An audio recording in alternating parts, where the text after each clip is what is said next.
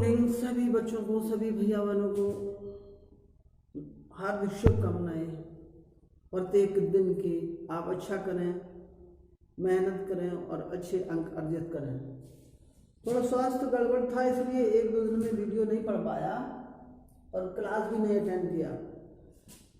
आज सही है हल्का फुल्का। तो हम देख रहे रसायन विज्ञान में, बायोलॉजी में बहुत सारे टॉपिक पढ़ गए और विज्ञान में रसायन विज्ञान का कम ही मैटर डाला है।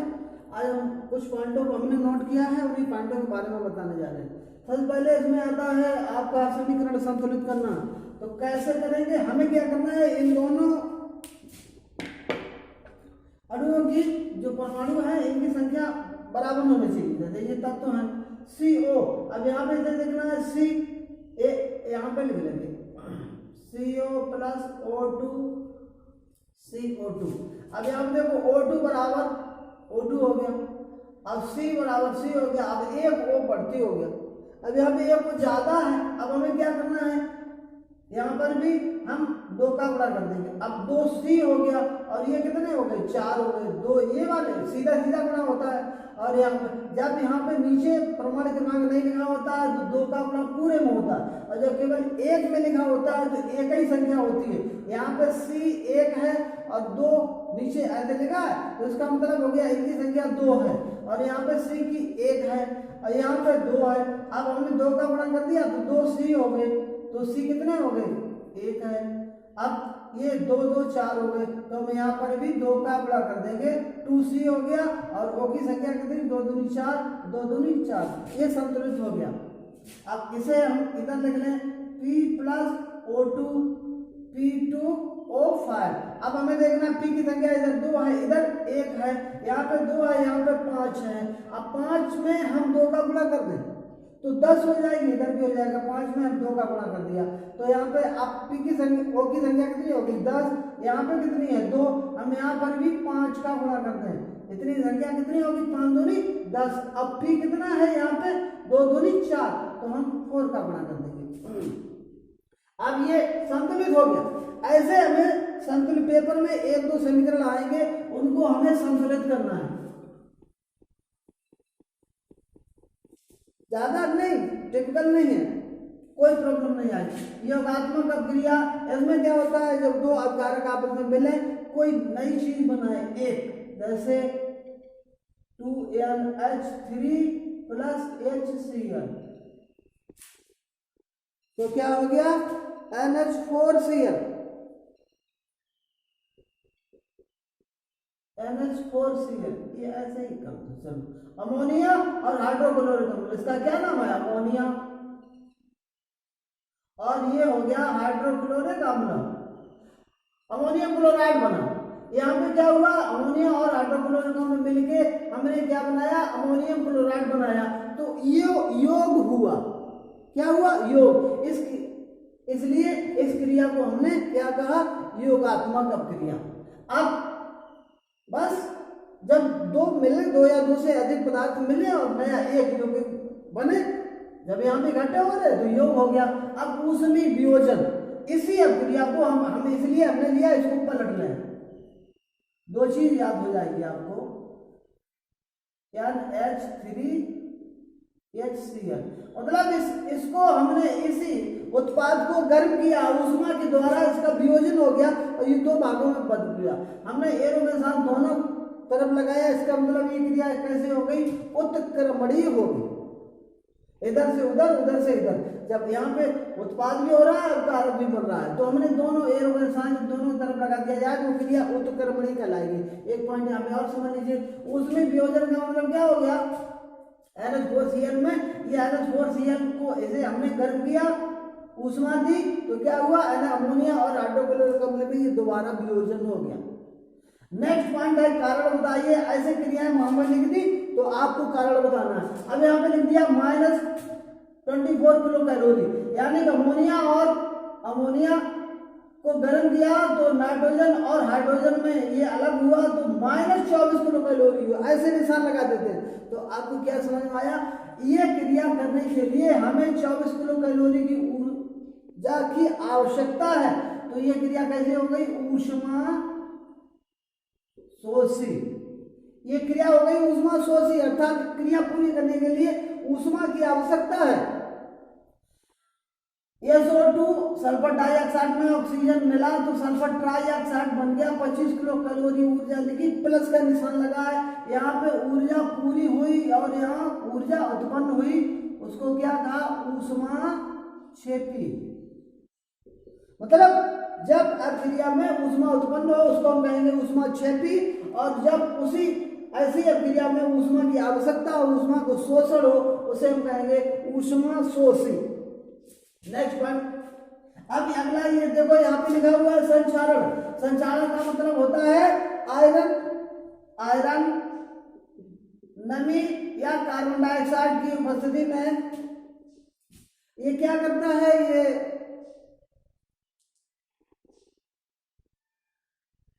इसमें शुरुआत हो जाती है नमी के साथ में, ये हाइड्रोक्साइड आयरन ऑक्साइड ये बनाना शुरू करता है। जब ये आयरन ऑक्साइड बना लेता है तो उससे इसमें धीरे धीरे गलना शुरू हो जाता है, और लोहे का धीरे धीरे गलना ही हम उसको कहते हैं संचारण क्रिया, अर्थात जंग लगना। लोहे का धीरे धीरे गलना कैसे गलता है, ये नमी के संपर्क में आ जाता है तो ये आयरन ऑक्साइड या आयरन हाइड्रोक्साइड बना देता है, और लोहा धीरे धीरे गलना शुरू हो जाता है। धीरे धीरे गलना उस क्रिया को संचारण कहते हैं, और इसी कारण से लोहे पर हम पेंट करते हैं। प्रश्न आ जाता है लोहे पर पेंट क्यों करते हैं, उसमें जब हम पेंट करेंगे तो लोहे के पास में नमी नहीं पहुंचेगी और संचारण की क्रिया नहीं होगी, लोहे पर जंग नहीं लगेगी। विकृत गंधता, तैलीय पदार्थ जो होते हैं वो जब ऑक्सीजन के साथ मिलकर के क्या करते हैं, ऑक्सीकरण क्रिया कर देते हैं, तो क्या हो जाता है, वो पदार्थ खराब होने लगते हैं और उनमें फिर गंध आने लगती है। जो भी तैलीय पदार्थ होते हैं उस क्रिया को हम कहते हैं विकृत गंधता। विकृत खराब, गंध खराब होने लगे, अर्थात तैलीय पदार्थ जो भी हो वो ऑक्सीजन के साथ मिलकर के वहां पे क्रिया करते हैं, उसका पदार्थ का ऑक्सीकरण कर देते हैं, और वहां पे फिर कार्बन डाइऑक्साइड वगैरह ये सब बन जाते हैं और पदार्थ वो खराब हो जाता है, फिर उसमें गंध आने लगती है, इसलिए उसको हमने कहा विकृत गंधता। सूत्र बनाने के लिए हमें क्या चाहिए, उसकी संयोजकता का पता होना चाहिए। सूत्र लिखे होते हैं हम लोग जान नहीं पाते हैं कैसे, बहुत सरल चीज है। जैसे अभी हम 4-5 का हम बना देंगे, 4-5 का केवल समय कम होता है ना यहाँ पे दिखाने के लिए। जैसे Cl1O -2 H1 N1 और K+1, ये इसकी संयोजकता होती है।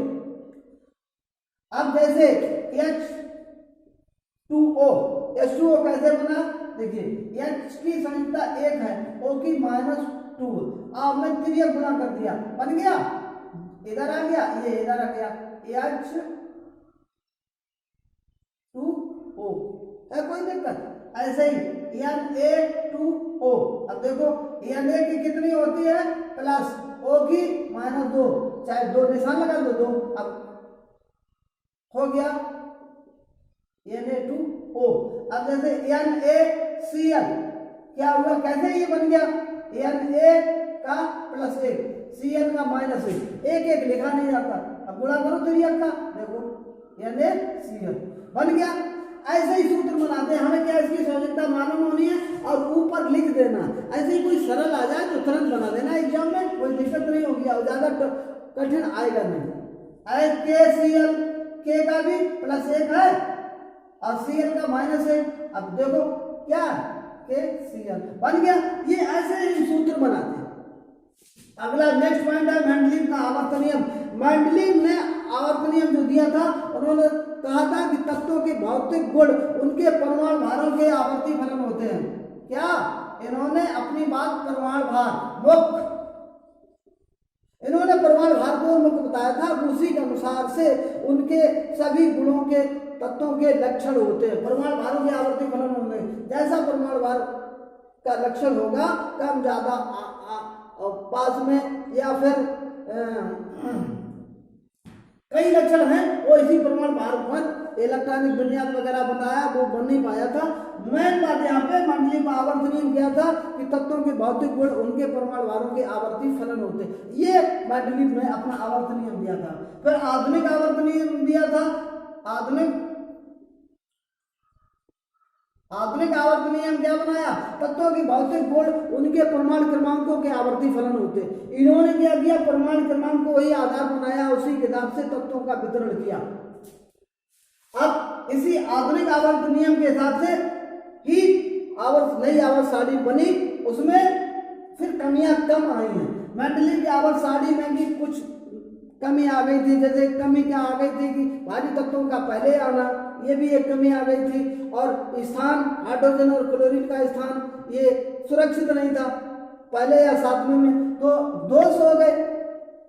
जैसे पूछा जाए आवर्त सारणी का दोष क्या है, आवर्त सारणी के दो लिखना है, 1 2 3 ऐसे पूछा जाता है। जैसे भारी तत्व पहले आ गए और हल्के तत्व बाद में, दोष हो गए, 2 हो गए। और क्लोरीन और हाइड्रोजन का स्थान, हाइड्रोजन का पहला हो गया, क्लोरीन का सातवां हो गया, उनका स्थान ही निश्चित नहीं था। तो ये 2-3 दोष हो गए। और उपलब्ध क्या है, नए तत्वों की खोज, इनकी उपयोग ज्यादा अच्छा, इनकी श्रेष्ठता कैसे साबित हुई, दो बताने, एक नए तत्वों की खोज हुई और इनका परमाणु भारों का अभी आकलन हो गया, जोड़ कर दिया परमाणु भार उन्होंने बनाया था आधार, तो हम परमाणु भार भी इनका खोज लेंगे। इधर 1 है, इधर 2 है, 2 को जोड़ करके बीच में भाग दे देंगे, ऐसे परमाणु भार का भी आकलन हो जाता है। संयोजकता, तत्व के बाहरी कक्षा में उपस्थित इलेक्ट्रॉनों की संख्या उसकी संयोजकता कहलाती है। जैसे Cl 17 2 8 7, अब परिभाषा इसकी 2 हो गई। अब यानी यहाँ पे समझ लीजिए, तभी हमने लिखा 11 2 8 1। अब इस एक की बाहरी कक्षा में 1 इलेक्ट्रॉन है, तो एक ही इलेक्ट्रॉन का आदान प्रदान करेगा। इसकी संयोजकता कितनी हो गई, 1। इसने क्या किया, 1 अपना दान कर दिया, +1 लग गया इसके, यानी इसकी संयोजकता हो गई 1। अब Cl इसने भी 1 ही इलेक्ट्रॉन लिया, तो इसकी संयोजकता हो गई 1 माइनस, कैसी हो गई, -1। और 1 से 4 तक, 1 से 4 तक बाहरी कक्षा में उपस्थित इलेक्ट्रॉनों की संख्या उसकी संयोजकता कहलाती है। और 4 से जैसे आगे बढ़ेंगे 5 6 7, वहां पे जितने इलेक्ट्रॉनों का आदान प्रदान होता है, जितने इलेक्ट्रॉन ग्रहण किए जाते हैं, वो उसकी संयोजकता कहलाती है। तो बाहरी कक्षा में उपस्थित इलेक्ट्रॉनों की संख्या उसकी संयोजकता कहलाती है। अब यहीं पर एक अगला पॉइंट है, इलेक्ट्रॉनिक विन्यास। इलेक्ट्रॉनिक विन्यास ये हमने जो अभी बनाया, इलेक्ट्रॉनों का वितरण हो गया, इनकी ऐसे कैसे हम बांट रहे हैं, इनके परमाणु क्रमांक के आधार पर इनका वितरण करिए। लिथियम 3 होता है, 2 1, मतलब पहली कक्षाएं हो गई 4, K L M N, इनके हिसाब से 4 कक्षाओं का वितरण करना। ये देखो K हो गई, L हो गई, M हो गई, आगे और होगा N हो जाएगा। और पहली कक्षा में 2, दूसरी में 8, तीसरी में 8 या 18, ऐसे करके 2n² के हिसाब से वितरण होता है। तो ये इलेक्ट्रॉनिक विन्यास हो गया। हम जिसका मालूम है, जैसे हाइड्रोजन का 1 होता है तो 1 ही लिखेंगे। अरे एल्यूमिनियम का 13 होता, कैसे बांटेंगे, 2 8, बाद में कितना बचे 3। मैग्नीशियम का 12 होता तो कैसे बांटेंगे, 2 8 2। ये इलेक्ट्रॉनिक विन्यास हो गया। इनका अब स्थान सारणी में कैसा स्थान होगा, इन्हीं का खोज लीजिए। जैसे इनके बाहरी कक्षा में जितने इलेक्ट्रॉन हैं, वो इसका वो हो गया समूह या वर्ग। बाहरी कक्षा में उपस्थित इलेक्ट्रॉनों की संख्या उनका समूह या वर्ग होगा। ये कौन से समूह वर्ग में, ये तीसरे में, ये दूसरे में, ये पहले में, ये सातवें में, और ये पहले में, और ये भी पहले में। और इनका जो आवर्त होगा, जितनी कक्षाएं बनेंगी, 2 2 1 3 3 3 बनी, 1 2 3 3 बनी, 2 बनी, 1 बनी, 2, तो ये इनका आवर्त हो गया। जो जितनी यहाँ पर 3 है, यहाँ पर भी 3 है, 1 2 3, तो इनका आवर्त क्या हो गया, आवर्त तीसरा, 1 2 3 1 2 3, ये पहला, इनका पहला हो गया। आगे समझ में। ये आवक सारणी में हम स्थान ऐसे खोज लेंगे। अब अगला पॉइंट आया, इंपॉर्टेंट पॉइंट है, कई बार हमने छोड़ दिया, IUPAC नाम। अगर क्लियर नहीं हो पाया तो फिर दूसरा फिर दिन में और देख लेंगे। IUPAC जानने के लिए हमें क्या करें, पहले तो कार्बन 4 होती हैं। अब एक अगर 1 2 3 4 5 6 7 8 एक अगर कार्बन है तो मेथेन, टाइम लग रहा है, ethane, propane, butane, pentane, hexane, 6 को, सेप्टेन, ऑक्टेन। ये जितनी कार्बन की संख्या उसके हिसाब से इनका नाम लिखेंगे पहले तो। दूसरा, और यहाँ पे एक बॉन्ड है, 2 बॉन्ड है, 3 बॉन्ड है, ये रटील है, इसे लगाएंगे एन, 2 है तो इन और 3 है तो आयन। एक चीज और देखनी है कि जैसे अगर लास्ट में OH है तो ऑल, और CHO है तो अल, CO है तो ऑन, और COH है तो OH। इतना ही रखिए, ये काम हो गए। अब हमें इलेक्ट्रॉनिक संरचना बनानी है और साथ में ही हमें क्या करना है, उनका IUPAC नाम भी ज्ञात कर लेना है। बस लास्ट इतना ही है, आगे देखेंगे फिर भूल जाओ। जैसे हमें मेथेन का CH4 है, अब यहाँ पे C8 बन गई नाम, एक ही बॉन्ड है, क्या हो जाएगा, मेथेन हो जाएगा। दूसरा C2H4 बन गई H कितना, 1 2 1 2, H के 4 है तो हम 4 ही लिख सकते हैं। अब हमें 4 चाहिए, 1 2 3, तो हम क्या करेंगे, बीच में डबल बॉन्ड लगा देंगे। जब डबल बॉन्ड लगा होता है क्या होगा, 3, इसका नाम क्या हो गया, एथिलीन। और IUPAC नाम हो गया एथीन। ठीक, अब C3 CH triple bond CH, ये हो गया, इसका नाम हो गया एसिटिलीन। अब CH, अब 3 बंद हो गए, एक ही H है, चाहे ऐसे जोड़ दो, एक जुड़ेगा, इसका नाम क्या हो गया, एसीटाइन। IUPAC समझ रहे, संरचना भी हो गई और हमने बना दिया। अब उसके बाद में ग्रुप के आधार पर भी इसका IUPAC नाम समझ लो। ग्रुप के आधार पर जैसे हमने लिख दिया CO या CH3OH, क्या एक है, C कितना है, 1, और क्या, अब संरचना बना लो, CH अब OH, एक है, एक को हम क्या कहेंगे, मेथेन। और जब OH जुड़ जाएगा तो क्या होगा, और तो नाम क्या हो गया, मेथेनॉल।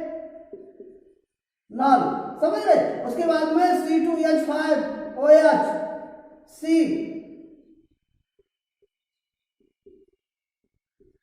फिर 2,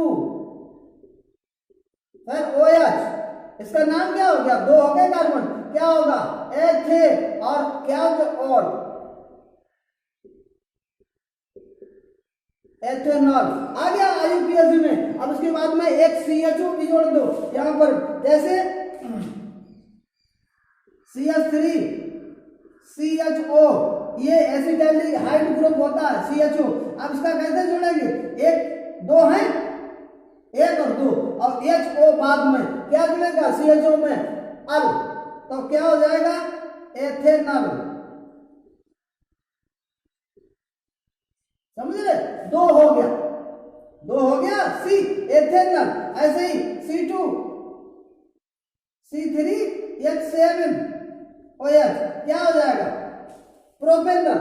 ऐसे करके अब इसके बाद में जैसे ये तो 1 2 3 4 5 के हिसाब से ही चलेगा, उसके बाद में जैसा ग्रुप जुड़ा हो, अगर उसमें O जुड़ गया है, जैसे CH3 CO CH3, इसका कीटोन होता है, एसीटोन नाम है। कैसे पड़ा? CO ऑन जुड़ गया। अब इसका IUPAC नाम समझ लो, 1 2 3 हो गए प्रोपे। अब क्या जुड़ेंगे इसमें? ऑन, प्रोपेनॉन हो गया। प्रोपेन है और उसमें ऑन आउट जोड़ देंगे, प्रोपेन इसका नाम हो गया। अगर OH CH3 COOH ये ग्रुप हो गया तो C।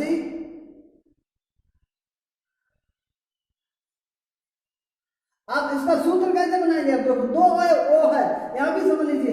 एक तो हमने OH तो एक ही जुड़ गया, अब इसके 2 ही हुए, तो 2 जोड़ने के लिए हमें डबल बॉन्ड लगाना पड़ेगा ऐसे।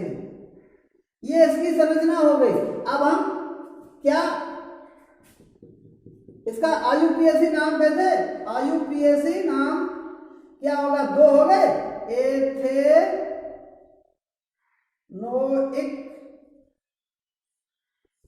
हो गया ऐसे। ये एक कार्बन के आधार पर ऐसे ये संरचना हो गई। उसके बाद में बंध के आधार पर अगर बंध आ जाए, सिंगल बॉन्ड, डबल बॉन्ड और ट्रिपल बॉन्ड हो गया। उसके बाद में ये समूह अगर आ जाए, उनके आधार पर नाम, अगर 1 है तो एन, 2 है तो इन, 3 है तो आयन, अगर OH ग्रुप है तो ऑल, CHO ग्रुप है ऑल, CO ग्रुप है ऑन और COOH है तो O1 लगा के हम इनका IUPAC संरचना लिखेंगे। और याद रखिए कि कोशिश की हम कम समय में ठीक बताने की, और अभी जैसे ही हमें समय मिलेगा तो नेक्स्ट टाइम पे हम दोबारा इसी का एक और अभी बच्चे आएंगे, क्लास लगाएंगे, फिर हम आपके लिए सामग्री प्रस्तुत करेंगे। ये सभी सामग्री परीक्षा वाली है, बहुत इंपॉर्टेंट है। और याद रखिए स्वास्थ्य सही ना होते हुए भी आपके लिए मेहनत कर रहे हैं। अगर अच्छा लगे वीडियो तो यार सब्सक्राइब बढ़ाओ, और हमें भी अच्छा लगेगा कि आप मेरे वीडियो को पसंद करते हो। लाइक करिए, शेयर करिए और सब्सक्राइब को बढ़ाइए। बहुत बहुत धन्यवाद। Best of luck.